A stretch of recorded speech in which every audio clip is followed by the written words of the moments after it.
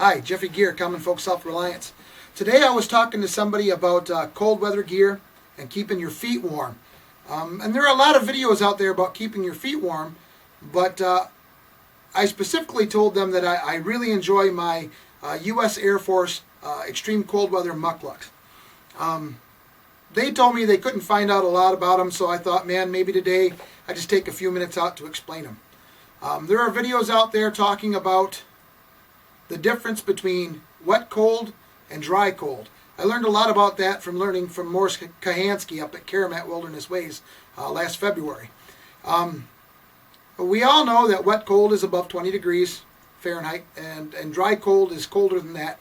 And the difference really is, how is that going to affect your shoes and your socks, and how are they going to keep from getting wet? In wet cold, in Michigan, we get our share of wet cold. You know, many people are used to seeing this kind of boot. It's this one's a lacrosse. It's a rubber boot with a felt liner. It's got a leather upper. Some of them are rubber. And many of you know the USGI Mickey Mouse boots. And the thing about those is they don't breathe. And you get a lot of moisture inside your boot. Now, if you're going to go ice fishing for the day and go home and take your boots off and dry them out at home, it's not a big deal.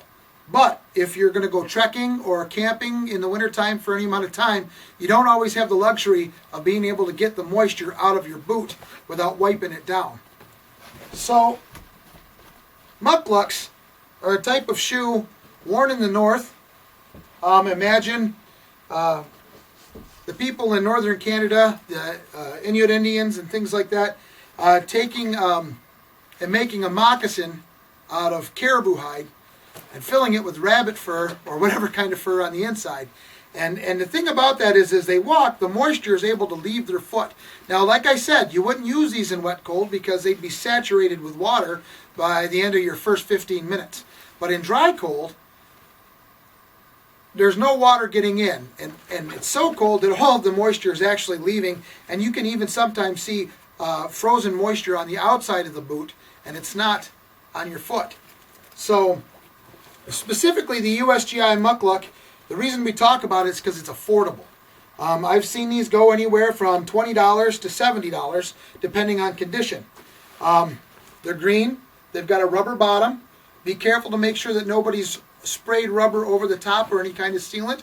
You want to make sure that you can actually get the moisture out of your shoe. They come with a wool duffel liner, or sometimes you buy them separately. They're an affordable alternative to buying an expensive Steger. Now, don't get me wrong, man. Those Steger moccasins are the bomb diggity. They're great, okay? But not everybody's got that kind of money to put out.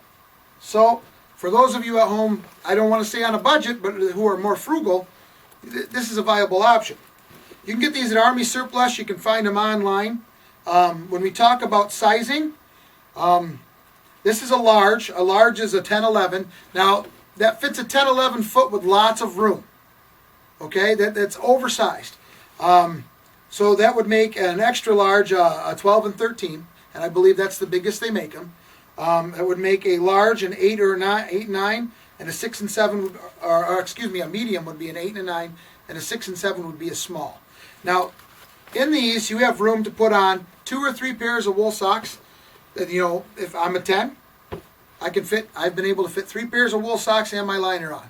Okay, but I'm more comfortable with 2 pairs, so I can wiggle my toes like I'm playing piano with them, and I get plenty of room to move and plenty of breathability.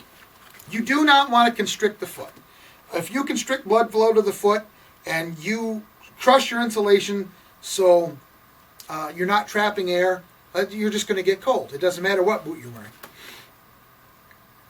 I've taken these up to Alberta in 40 below 0 Fahrenheit.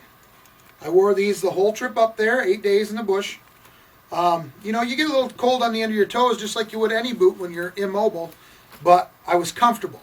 Changed my socks every night, and I was comfortable, and my feet didn't freeze, and it's a much better option than trying to go up there in a rubber boot. It would have been very hard to keep the frost out of the inside of the rubber boot. So I would check these out. They're the S Airforce Extreme Cold Weather Mukluk. They also have a Canadian military mukluk that is white, and it'll have a big lug on the back. And those are actually, I'm told, are superior to these, if you can find them.